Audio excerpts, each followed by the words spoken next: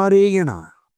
ಚಿಕ್ಕಬಳ್ಳಾಪುರ ಜಿಲ್ಲೆ ಗುಡಿಬಂಡೆ ತಾಲೂಕು ಹಂಪಸಂದ್ರದ ಸದ್ಗುರು ಶ್ರೀ ಯೋಗಿನಾರಾಯಣ ಮಠದಲ್ಲಿ ಸದ್ಗುರು ತಾತಯ್ಯನವರ ಗುರುಪಾದುಕಾ ಪೂಜೆ, ಸಾಮೂಹಿಕ ಭಜನೆ ಕಾರ್ಯಕ್ರಮಗಳನ್ನು ಹಮ್ಮಿಕೊಳ್ಳಲಾಗಿತ್ತು.